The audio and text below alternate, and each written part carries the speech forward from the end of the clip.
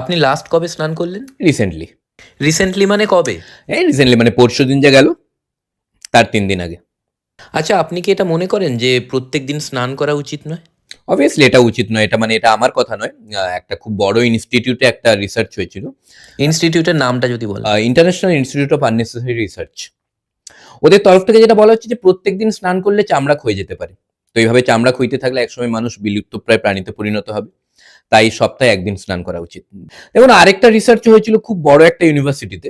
ইউনিভার্সিটির নামটা? International institute of WhatsApp university. যেখানকার একজন বিজ্ঞানী বলেছেন যে মানুষের শরীরে কিছু ন্যাচারাল তেল আছে যেটা স্নান করলে ধুয়ে যাচ্ছে। তাই শরীর শুকনো হয়ে যাচ্ছে।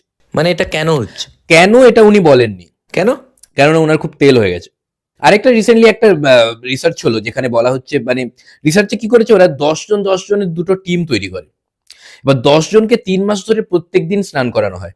আর ১০ জনকে সপ্তাহে ১ দিন করে। যাদেরকে প্রত্যেকদিন স্নান করানো হয় যে গ্রুপটাকে ১০ জনের গ্রুপকে পাগল হয়ে গেছে। স্মৃতিশক্তি হারিয়ে গেছে। এটা কি করে হলো? কেন ওদের সকাল থেকে রাত পর্যন্ত স্নান করানো হতো। আচ্ছা, বিজ্ঞানীর নাম কি? বিজ্ঞানীর নাম জানা যায়নি। এটা আবার কি হলো? কারণ ওই যে ১০ জনকে যে স্নান করানো হচ্ছিল না প্রত্যেকদিন তার মধ্যে ওই বিজ্ঞানীও ছিলেন। আমাদের পাড়ার একটা কাকুর প্রত্যেকদিন স্নান করার অভ্যেস ছিল, একটা বাজে অভ্যেস। লাস্ট ১ মাস স্নান করতে পারছেন না। কেন? কেননা ১ মাস আগে মারা গেছেন। যারা প্রত্যেক দিন স্নান করে তাদের জন্য আপনি কি বলতে চান? আপনি কি বলতে চান?